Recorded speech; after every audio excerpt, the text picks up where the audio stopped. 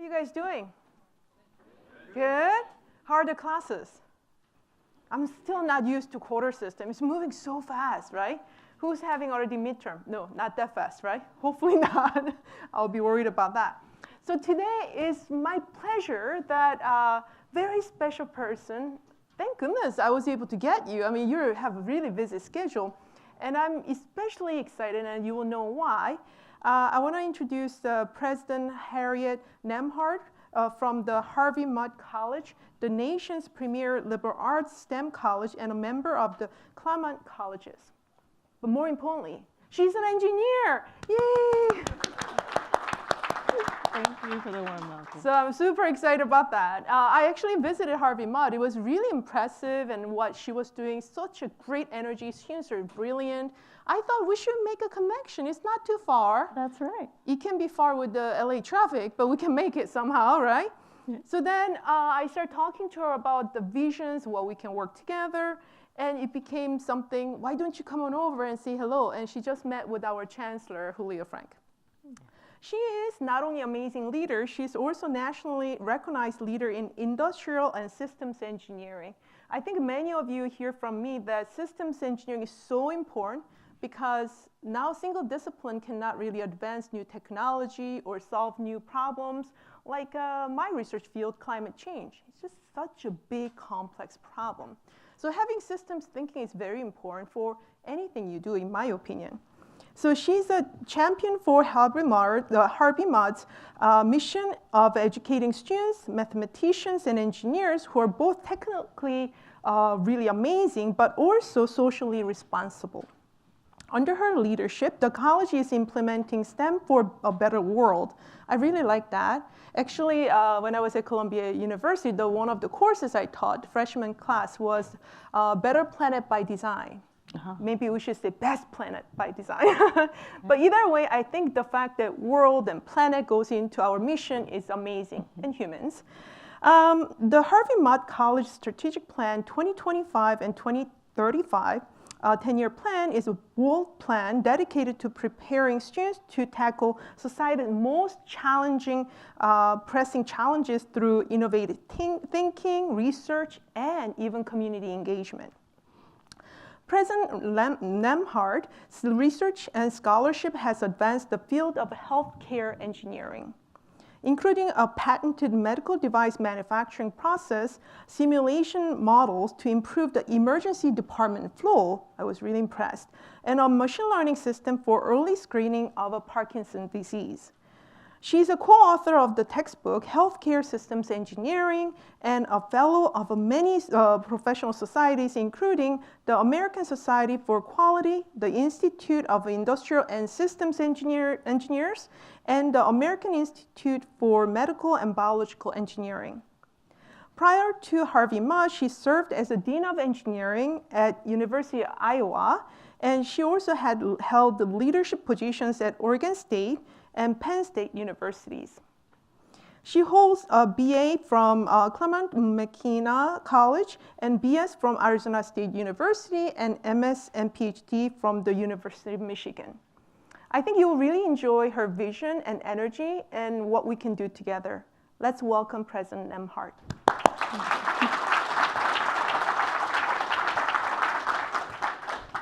Thank you so much, Alissa, Dean Park, for that lovely introduction. I met some of your amazing student leaders in the hour before this, and I told a quick story. Just please call me Harriet at this point in my academic career. I was on campus, and I'd been teaching one session, and a student says to me, "Do we call you President Nembhard? Do we call you Professor Nembhard?"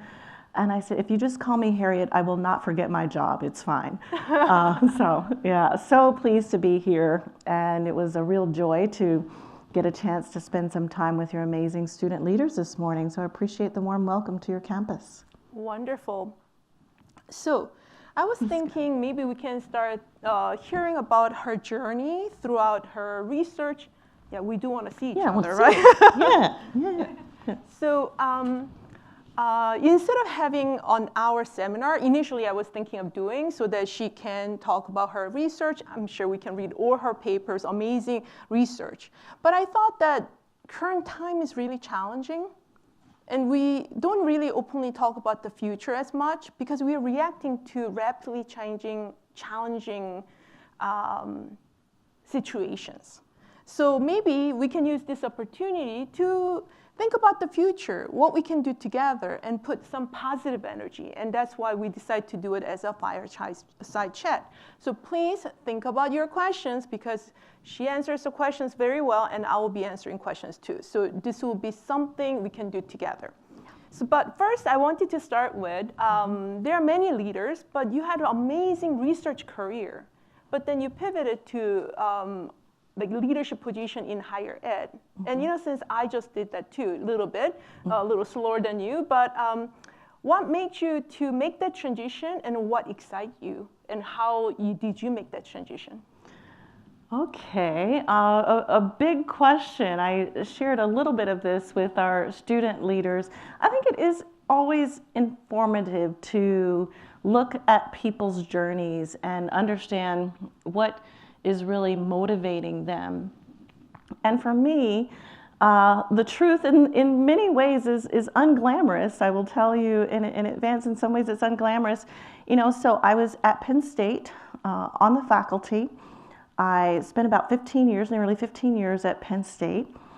And I had been going through the ranks and had started this center. I was a founding director of the Center for Integrated Healthcare Delivery Systems. And there came a vacancy in the department chair role. And we get this email from the dean. And then I got a second email that the dean would like to talk with me. And I thought, just made full professor. Okay, the dean wants to know my opinion of who the next chair should be. Well, you can see where this is going, probably, right? It was maybe, one of two times that I didn't see what was coming around the corner. But we would like for you to be the chair of the department. And I said, well, you see, no, I was on sabbatical. I have this 5-year plan. This is only year 3 of it. I'm sorry, I cannot help you. And of course, he was persistent.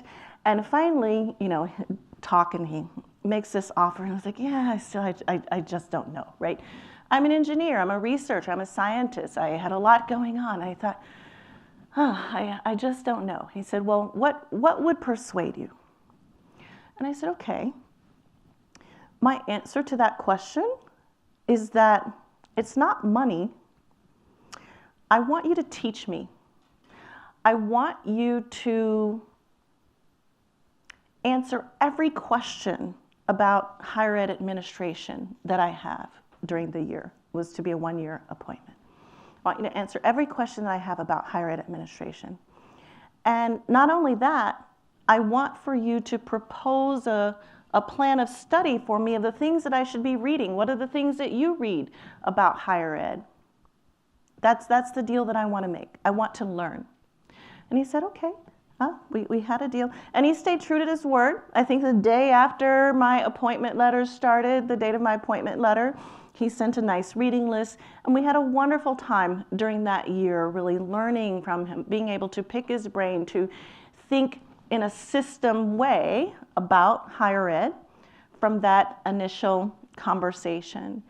And what I found is that I really enjoyed being able to have an impact at that broader scale, to understand some of the mechanics and the machinery of higher ed, what influences us to be better, and bring my systems thinking and systems approach to higher ed administration. But that was genuinely the way the way that I got started. I was not striving. I did not want to be the next department chair. I was not searching to be like I got to be a president, right? Even in my current role, it wasn't that I have to be a president. It was a unique set of conversations and recognition that led me to the role. I think I had a similar journey. I keep saying that I'm never going to become a department chair. And here I am, I'm the dean. I think something in people, I think I had always great mentors. And they planted the seed when you don't even know. That's and I think that's very important for all of you. You think you're just undergrad student, master's student, or PhD student, or even junior faculty.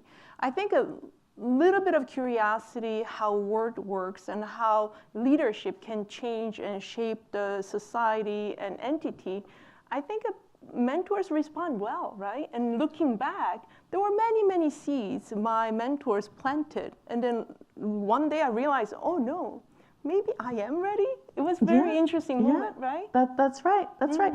But you already have that talent here. Like I said, I had the opportunity to meet with about 10 of your student leaders.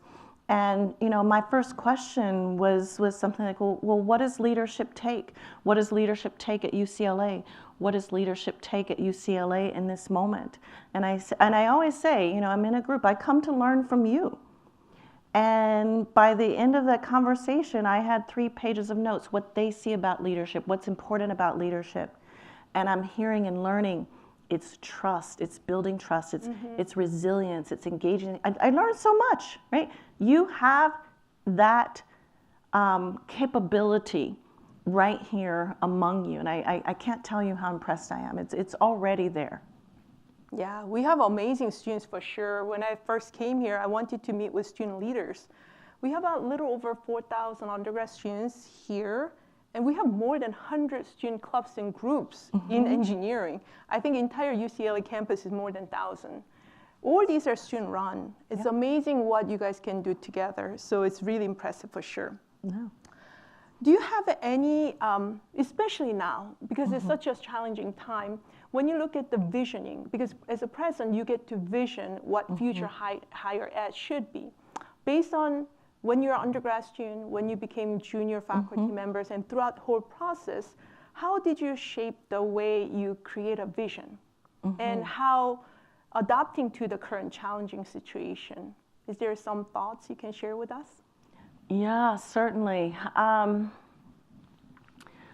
will start here and say that for me, higher education, teaching, is quite literally in my genes. I am a 4th generation educator. Really? My great-grandma Mary started teaching in a 1-room schoolhouse in Georgia in 1906. Wow. And we have had teachers, educators, researchers in every generation since. And I grew up seeing what education meant to our family, to our community. And that was always motivating for me. And so when I come into spaces now with that legacy and with the decades of work that it takes, higher education is mine, right? This academia, the academy, is ours. It already is ours. And for the things that are yours, you want the best for it. You have high expectations from it. And it's from there, it's from that, from that post that I expect and do visioning of what comes next, right? And so I come to Harvey Mudd. It is an amazing, amazing, exquisite place, a gem of a place within higher ed. To whom much is given, much is expected, right? We have an obligation to show up and manifest STEM for a better world. I feel very passionately about this. I could go on a bit, but that's sort of where it comes from a personal investment and from a high conviction of what higher education is for and for whom we owe education, right? We owe education to our community, to our society. And so it's from that basis that I work with, that I have been working with the community to articulate what does the Harvey Mudd of 2035 or even indeed 2045, 2055 look like? And those seeds are the things that we're planting now. Great. So maybe we can dig a little bit more into vision and strategic plan. So Harvey Mudd's strategic plan emphasizes transformative partnership. I think partnership is especially important now because if we are isolated today, I don't think we'll make it. Especially even like 5-10 years ago, I saw that global boundary of nations were falling down, and we were looking at the entire globe as one community. And it was a really exciting time. But ever since pandemic, the walls are rebuilt back up, and things have been really challenging. So in order for us to become global community again, empowering everyone with different background and different resources, how can we do transformative partnership? It's so important. Transformative partnerships is actually, our strategic plan has 4 pillars. That's one of our pillars of our strategic plan. That for me starts from the maxim that if you want to go fast, go alone. If you want to go far, go together, right? And it really is in the power of looking for those, with intention, those partnerships that are going to make things better for the students, the staff, and the faculty. So that's where it starts from. How do you, as you said, we can't be isolated. We had Jose Hernandez, the first Mexican-American in space, on campus for a seminar a few weeks ago. And he talked about being up in space and looking down and seeing no boundaries. Those are entirely artificial, right? It is one world. We all have to share this one same blue marble. How do we think about what we have and what we can do alongside others in order to advance our collective interests? And so there are a number of things that I could talk about. The ways that we can work specifically together at UCLA is something that I'm excited to start exploring as I've been here. I met your new chancellor last year and had a chance to spend another hour with him this morning. And Dean Park was so generous to spend a day of her time with me on campus as we were doing our Innovation Accelerator and Showcase Day on our campus. How do we use those connections that we have and those shared interests to build what's new, right? You talk about this moment where things are so challenging. I feel like with with just candidly, the assaults on higher education, will it dissuade some of the next generation of folks to come into STEM, right? We have to do all that we can to work against that, to encourage people to come into STEM. I know you're passionate about that. I know that Chancellor Frank is passionate about that. We already have had partnerships, right? Some of our students have worked here. A few of our faculty have been engaged with yours. What are the opportunities to accelerate that, to bring some force multiplier to that from the resources that you would have in your seat, in the chancellor's seat, in my seat, to help that really come to a stronger fruition? So I'm excited to continue some of those conversations around our participation in Data X, participation in summer research, thinking about how we engage the various sectors here in the Inland Empire. So I know that these are going to be nice opportunities for us to continue working on. Yeah, SoCal area has amazing higher eds. I think working together and build alliance to really support what our core mission is for research and education will be really important. Absolutely. I love being Dean of Engineering because although I'm a chemical engineer, any engineering problem or our undergrad students, master's and PhD students come up with and tell me about, I get super excited about. But whenever I hear about North Campus projects, very interesting, but I don't know how to get engaged. Yeah, don't judge me. So I was thinking our North Campus becoming humanity. I think even in the past, in climate change, I worked a lot with the policy researchers and public health and environmental scientists. We really had really open discussions for a long time. I think now that conversation is getting even more challenged. And I was wondering now, Dean of Engineering is a little more focused on one discipline of engineering. And I know how to do that because I feel passionate about every single engineering topics. As you moved up to now being a president, now you need to embrace all the higher ed and different disciplines and how they can be meaningfully advance their educational and research mission. At the same time, they have to come together on one campus. I would love to hear from your wisdom that as a Dean of Engineering, how I can reach out to other parts of the campus and be more meaningful and higher impact of what we do as engineers. Yeah, that's such a great perspective to explore. You know, I'll try to condense it and say that, you know, one of the things that I took away from my college journey, I went to a liberal arts, I went to Claremont McKenna College, and I went to a liberal arts college first before going to a large R1. And that shaped my college journey. That shaped the way that I think about the world, the way that I think about information.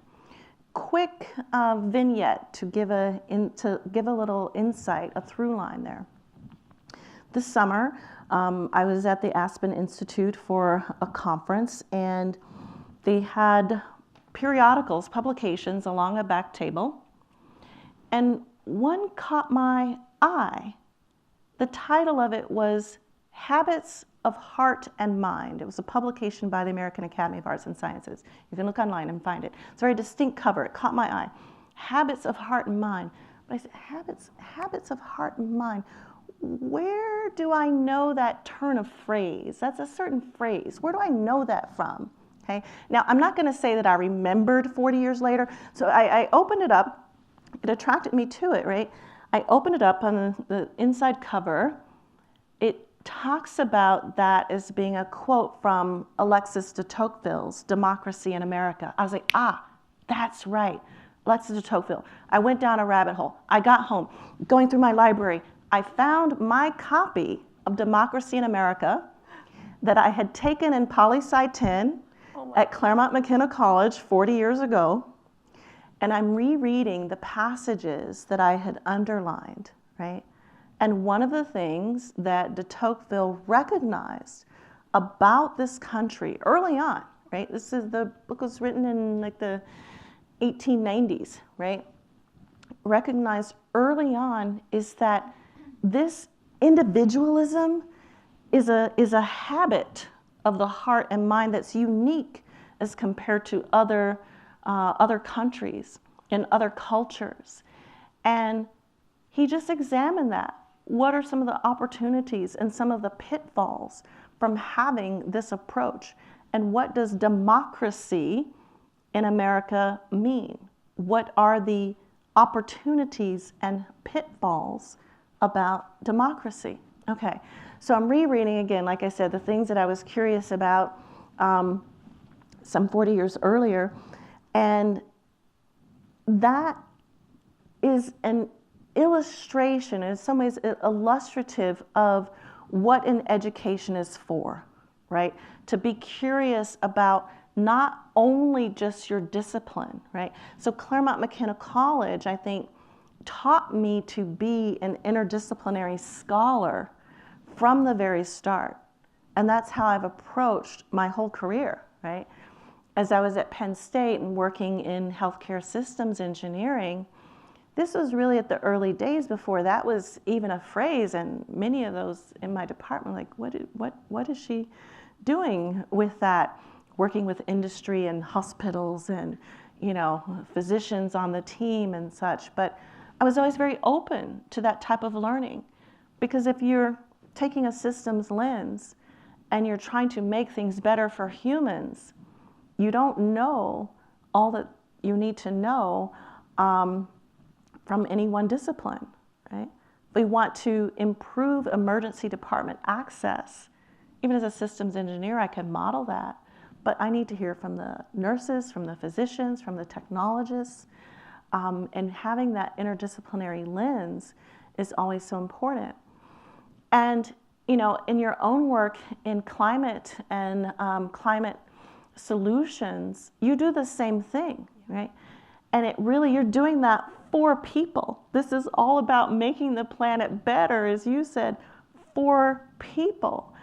And how can you have those conversations then in the most expansive way, right? To have the roundtables around climate or AI or democracy, right? With a very interdisciplinary panel, right? So that's what I would say is an approach, right? That you know from your experience in a different way, but still appreciation of what interdisciplinarity really means and how essential it is. I agree. So I did my undergrad in Canada. So during my undergrad as a chemical engineer, in order to graduate, I had to take 2 non-engineering classes. One was English literature. I suffered through. I had to read a lot. And then the second one was we have an option of taking a 4th-year senior philosophy class. It was biomedical ethics. We thought, well, this seems to be reasonable, so we took that one. But anyway, I think the fact that you have to take these classes is that they want you to be well-rounded and have, instead of pigeonholed, really having like exercise your brain to think broadly about what educated human means, like what is an educated person. And I think that definition has changed over the years, in my opinion. So in engineering, we do a lot of math, physics, chemistry, and all that, so on. Now, recently, we've been doing a lot of liberal arts classes or entrepreneurial classes. But after I joined the UCLA, I started to realize, hearing from my colleagues in computer science, non-engineering students are taking all these AI, machine learning, and data science classes. So at least one class, or even more, they are taking before they graduate. So it became kind of reverse in a sense that all the technology we are developing now, they don't know that it may be applied to any technology. They don't know how they're going to impact their lives. Sometimes they already impact, but some other cases, we don't even know where it's going to go. Right. But they just need to know, right? So they start doing that. So we start talking about AI literacy. And AI literacy, I think it really requires innovative education, but also engineers need to start thinking about innovative education and what it means to the society. So I think a lot of leaders get a lot of these questions, like myself as well, from the industry and students and parents and everybody, that what is AI literacy and what does it mean for the future and how can we use it without being abusing or ethics issued and all that in higher ed and beyond. What do you think about that on your campus and beyond? Well, I mean, of course, it's expansive, right? Who of us doesn't hear AI 45 times a day at this point, right?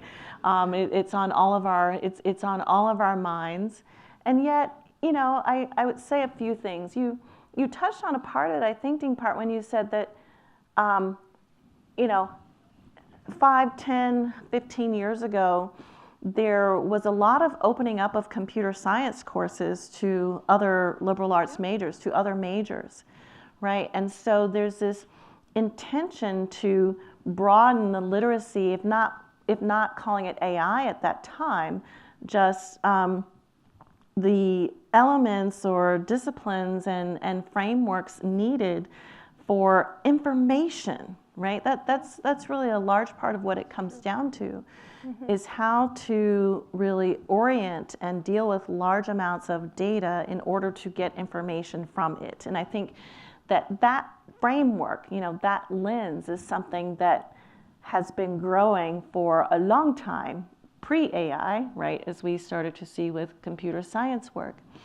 And so I think that it's important to you know, try to absorb or you know, constrain some of the excitement, right, the effervescence around AI, and think in terms of principles, in terms of education, we are still doing many of the same things.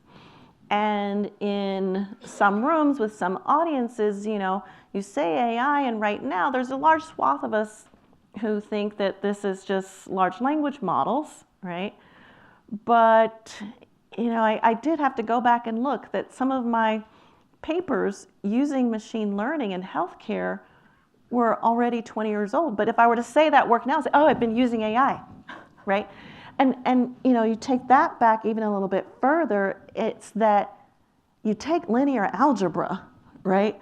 And you learn how to deal with mathematics and data and information and systems and models, and that's really, so that educational swath of it still has that tremendous foundation. Now, no doubt about that, the sheer investment, you know, the economic engine that's going into AI right now is having a very outsized effect on our whole economy.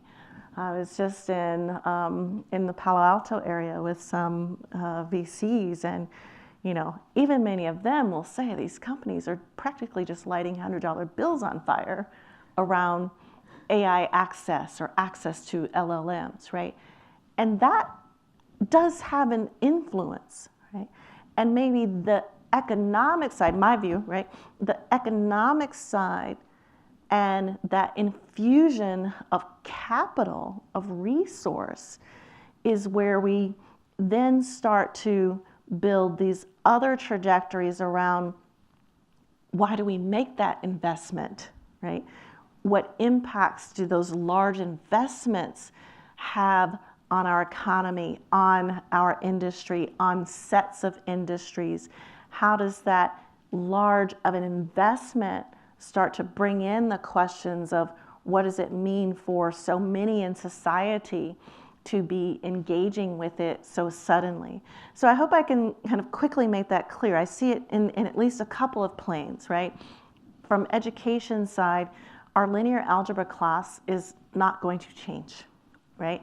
And as we get into other areas, levels of research, capital, investment, that is already changing. And in culture does drive what happens in STEM. So I think those are some ways that, you know, that I've gone into those conversations. But it has become, you know, in some ways, you know, quite breathless. I'll just say one more thing. I was on another call with some executives, and one company has a chief risk officer, right?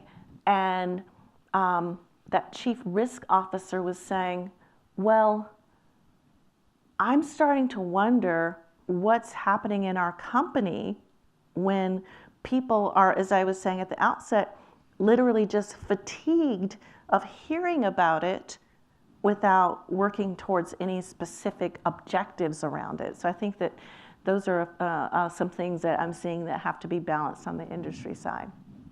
I agree. So I had a really interesting discussion with my colleagues, I think when I visited National Renewable Energy Lab, maybe even 3-4 years ago or most. There was a time AI machine learning was really picking up, and anybody can use AI machine learning and all that so on. So then we were really getting worried, and what does it mean, how it's gonna change the world and all that. And then one of the executives from energy companies say, oh, don't worry, before you get there, you're gonna run out of energy first. I'm like, really? Okay, should we be worried or not worried? There's a lot of discussion. The other day, I was visiting another executive with a big company discussion, and they said, oh, we thought energy would be the issue. Apparently, that's not an issue. How many of you are civil engineers? Nobody? Civil? Some? Yeah. Okay, apparently they cannot build buildings fast enough for data centers. So apparently there's a lot of bottleneck on how fast we are moving. I think, but still it's really interesting that engineers now center of the discussion shaping the future for the society evolution and how we learn from each other, how we even implement technologies into the society. So maybe we should be a little more broad than just math and physics. And I think this is really interesting time for engineers for sure. Oh, I agree. I'll add one more thing to, you know, on the teaching side. I mean, I think that you can clearly see faculty at institutions around the country with the whole range of opinions, right? Go full speed, let's use it. Let's hold on. We should not use, we had Emily Bender on campus a few months ago, and she's like, we should not have stochastic parrots responsible for writing, right?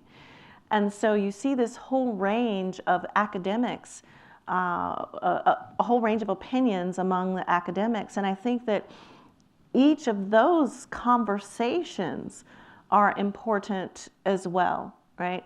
What happens to the muscle that we develop as we're doing writing? And I often say, you know, writing is thinking, right? That, and the metaphor that I've heard some use, and maybe some of you have heard the same thing, that if you're just starting out doing a weight training program, you have to lift the weights yourself. Just because there's a forklift that can lift that much weight, it's not the same thing. You have to internalize that knowledge, that muscle building before moving on to using tools. So, you know, I think that there's an opportunity for some important conversations, and I think we also have to recognize as engineers that we have a responsibility to show up in those important conversations right now.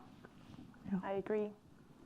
So let's go back to your research a little bit, because I was really excited about reading about your research. Your scholarship has contributed to major advances in healthcare engineering. Where do you see the patient care and health equity? I work a lot with the dean of a medical school at UCLA. And with all the AI, machine learning, and many other technologies, he said, wouldn't it be great, instead of treating disease, we treat the risks?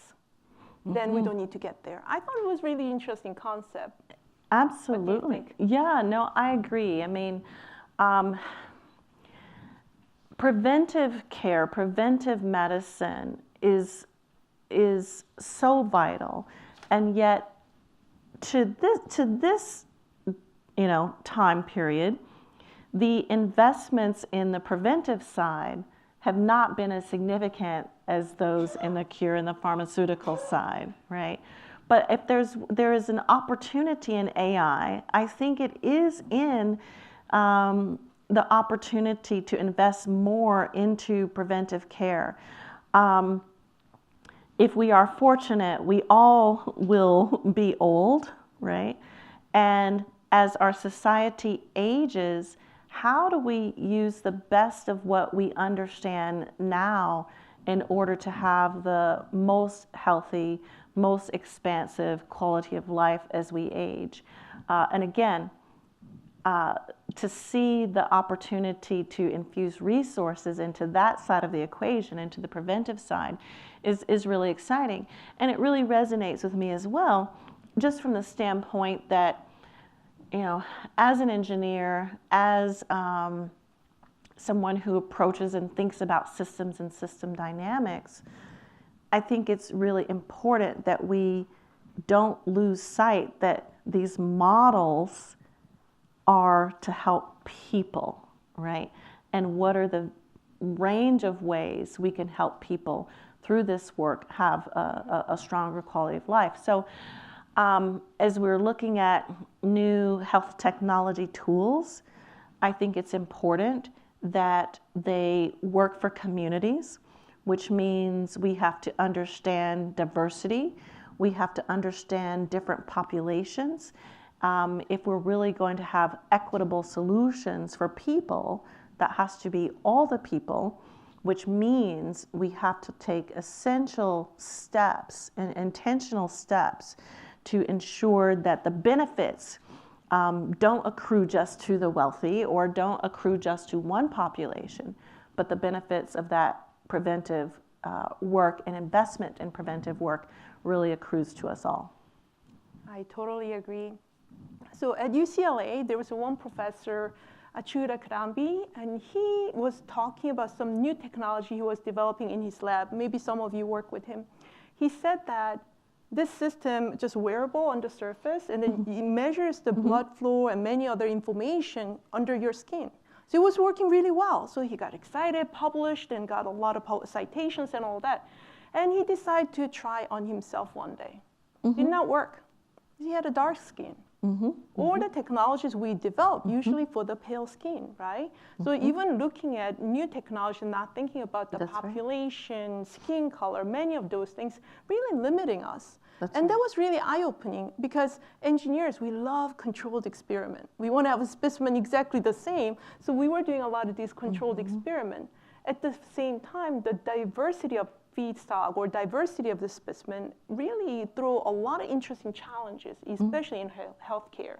So I totally agree with you. We should really think about that. Yeah, it's interesting that it was his own work and that he had not used it for himself. That's that's a interesting twist. Yeah. We can all learn. It kind of carries the question into this. As a woman and a person of color in engineering and academic leadership, your journey has been very inspiring.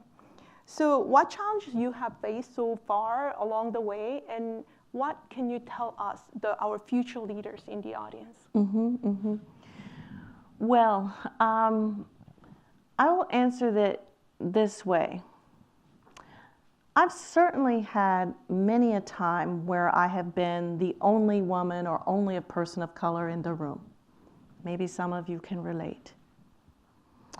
Have you heard imposter syndrome? You heard the word imposter syndrome, the term imposter syndrome? How many of you heard imposter? Okay, so it's very prevalent. It's very prevalent now.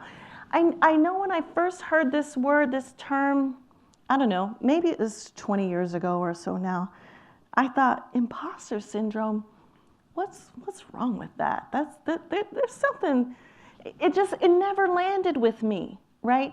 I would, people saying, I hear lots of people, oh, I want to admit that, I have imposter syndrome. Like, what is it with this term? And why do I have a near visceral opposition to it? Well, about a year ago, I was talking to somebody who was a social scientist, and it led me down another one of those rabbit holes to find some information and some resources. Like, the term had been there for a while. I was like, yeah, okay, whatever. That's not for me. Whatever, imposter syndrome. That's not to say that's not to deny anyone's feelings, right? You have every right to whatever feelings that you have. And all of us, I think, face times when we have to, screw up our courage and, review our work and, get prepared. And, of course, like those personal feelings are important.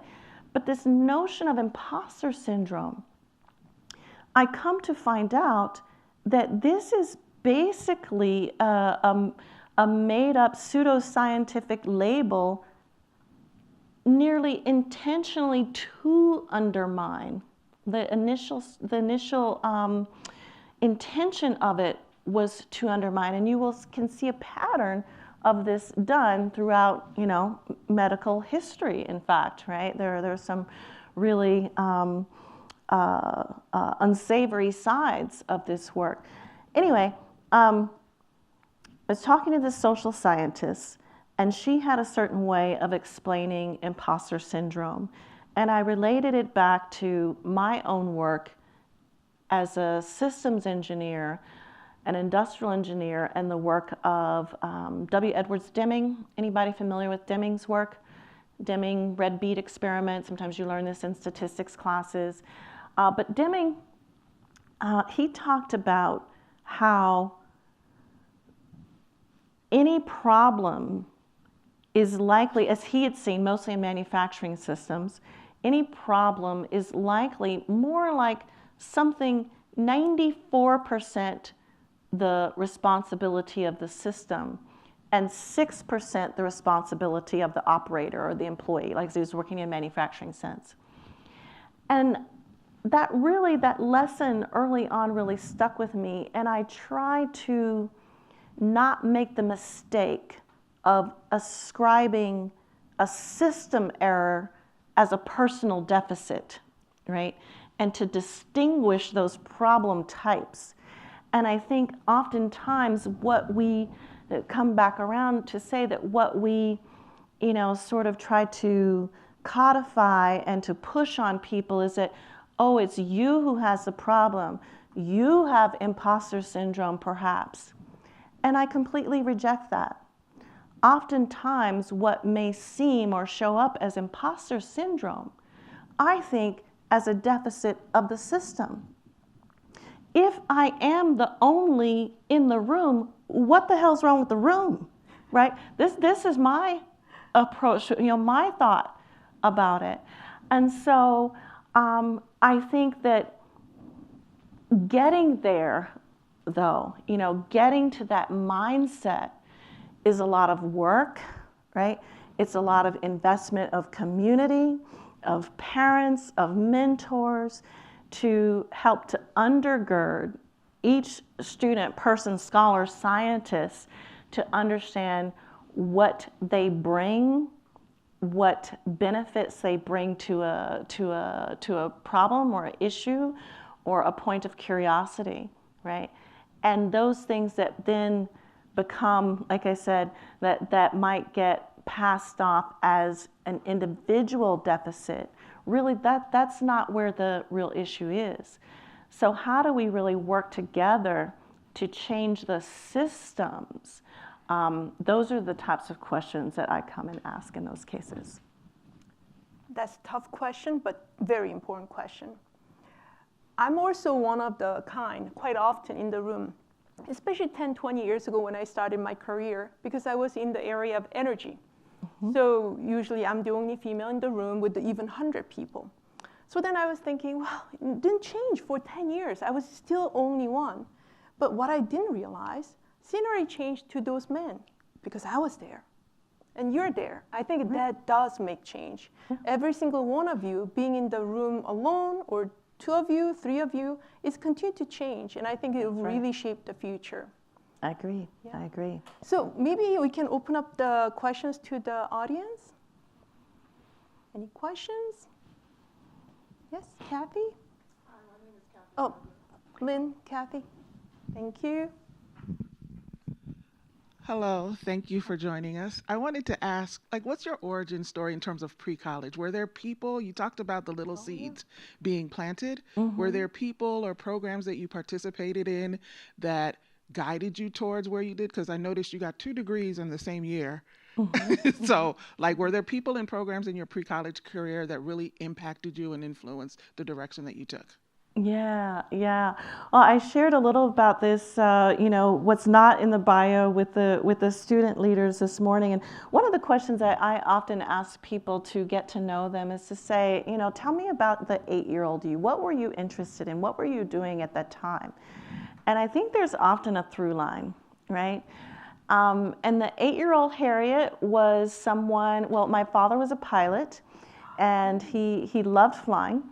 And I often would go to the Atlanta International what now is Hartsfield Atlanta International Airport, with him, and learned a lot about planes, of course, learned a lot about engines, learned a lot about flying, but my curiosities were always of the systems, right? So, why do we schedule these flight attendants with these pilots? Why do you fly more often with these people than those people? How does the suitcase get from the sidewalk to the correct plane, right? These are all systems questions. And these were questions that I had at an early age. My mother was a banker. We'd go to the, go open up the bank with her in the vault. They'd take out the old bills, right? I remember sorting the old bills. Well, then what happens to that? Well, then they get destroyed. Well, then what and why? It was always these sorts of questions. And I had parents that would indulge those curiosities, right? So I think that's one. Another influence, though, that I would say is I have to give honor to my grandma Harriet, for whom I'm named. She was a school teacher in the Atlanta public school system for over 40 years. And she taught me to read by the time I was 3. And so that's when I went to kindergarten, right? And I was fortunate to have of course, educators in the family that would help to ensure that not only did I have the best opportunities that public education had to offer, but continue those lessons at home, right? And it's just that continued investment of community and parents and with my sibling that I think for me was very formative. And so those were some of the things that happened early on. I told my group earlier this morning as well that I owe a debt of gratitude to my high school science seminar teacher who kept the science room open for us latchkey kids. And on her own time and dime, I realized a couple decades later, right? Public school teachers are just so amazing. And as I said, she was one who kept the science lab open for us, encouraged me to pursue my curiosities about science. I did win the state science fair with my experiment of the effects of testosterone propionate on female guppies. I thought I was going to be a biologist. So maybe that gives a little bit of insight. It really was just that continued love and investment in education from day one until, right? And just to develop that love of learning and the warmth of community and support in doing it. Great question. Any other questions?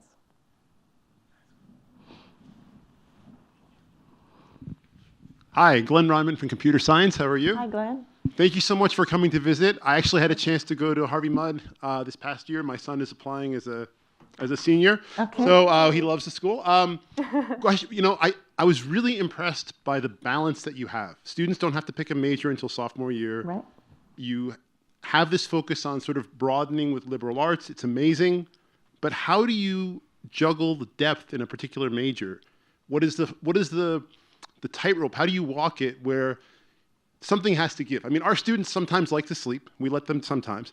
But how do they have enough hours in the day to tackle all of the rigor of a curriculum that you would have to have in depth and yet still have all these other things for sort of breadth? A short answer would be high expectations along with high support. And from my answer to the earlier question, you can tell that that's something I very much believe in and invest in. But, a little bit further than that, I will say that, the Harvey Mudd curriculum, it really is modeled after the engineering curriculum of the Grande Écoles.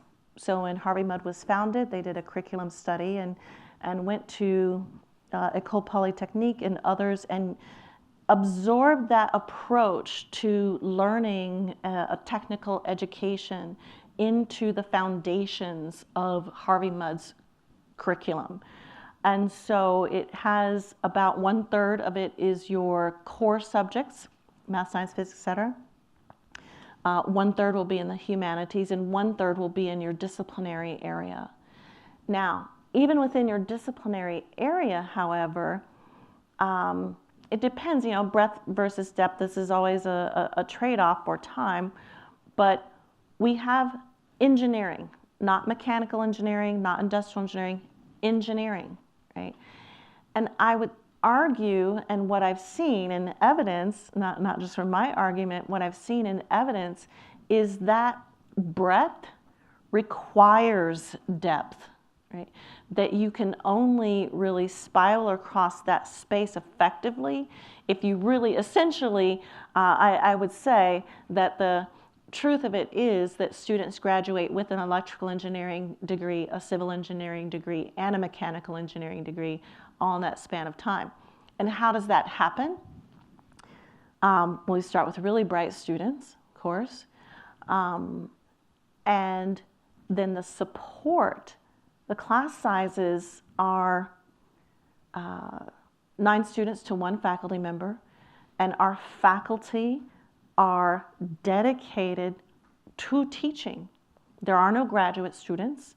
And if you would roughly use, 80-20 rule, okay, as a faculty member, if you're spending 80% of your time on research at a research institution and 20% of your time on teaching, teaching is structured differently, right? At Harvey Mudd, that's the reverse, right? 80% of the faculty's time is spent on teaching. And when you have that many faculty providing that depth of support, it's not office hours, it's that all of the faculty in the math curriculum are on the third floor of the library to help the students not just be a math major, become mathematicians. And they're doing that day after day, week after week for 4 years. I met an alum recently who put it this way. He said that, it's always important to be a problem solver. And he said that Harvey Mudd taught me to be able to solve problems as a chemist, to be able to solve problems as a physicist, to solve problems as an engineer, and to solve problems as a mathematician. It's all.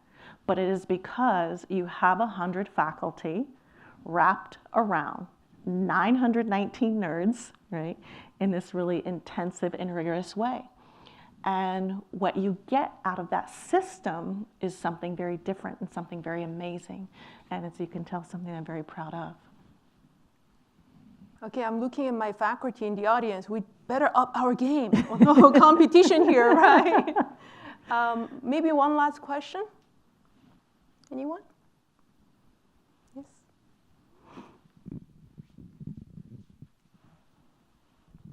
Hi.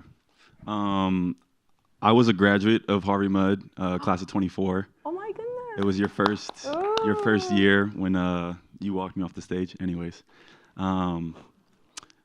my question is, at Harvey Mudd, as you said, there's that third rule, and I benefited greatly from. I don't know if you know my name, Professor Gampa, excellent teacher. Shout out to him. Anyways, my question, he was a humanities teacher, and I learned a lot about creative thought, creative thinking, and how that can be combined with science to affect your community. And I learned that while I was at Mudd, and now I'm a graduate student here. And my question to you would be, in the field of engineering, I often see a very mechanistic way of thinking. Like there's instruction manuals for how to get things done, and problem solving has an A through Z. And my question to you would be, on an individual level, how would you recommend maintaining and continuing a diversity of thought to either implement into science or to be a better person in general?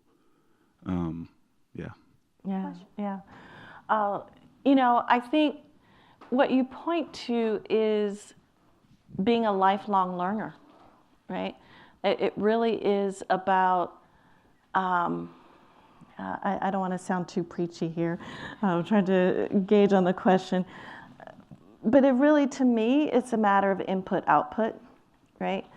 I think that oftentimes we don't guard our inputs, right?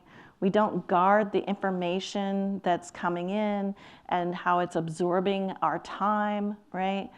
How do you pivot and use that time more expansively if those are your goals? I was rereading this summer a book called Self-Renewal by John Gardner, published in maybe the 80s. I was reading it for the 6th time. And, engaging with those pieces of literature and art and poetry that are meaningful for you, I think is one way to keep sharp on continuing to press the questions that Professor Gupta would have shared. I think the other thing that's important is to be able to also do that in community. How do you continue to find perhaps a group of folks that you perhaps had, as you did at Harvey Mudd, in your life, right? You know, spending time to build those real connections to people is just so important. And it doesn't just fall in your lap, right?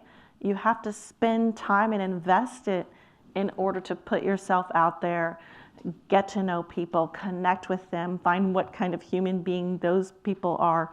And that, you know, again, it takes time. And I think that being intentional and being very important about your, you know, attending to those values that you have and bringing people into that to help to amplify that are the two things that are so vital, right? That practice of self-renewal and that practice of community is something that's always, I think, worth investing in. I agree. So at UCLA, we believe in inclusive excellence. It's very important the fact that all of you are so unique, bring so much to the table. And I hope that today, listening to President Nembhard, you see, we even heard about when she was 8, and or the little journey we took, and our journey, or everybody's journey. I hope that when you look back, you are never limited. You're the future. Every single one of you belong here and means a lot to the world. I think accepting that and then take on that challenge would be very important. And all of us, or the faculty and staff, and your peers as students, and other professors outside even UCLA, we really believe in you. So hope that you take a little bit of seed we planted in you today and get excited about our future. Stay curious, stay courageous, and stay true. It's been a joy to be with you all today. Thank you. Thank you.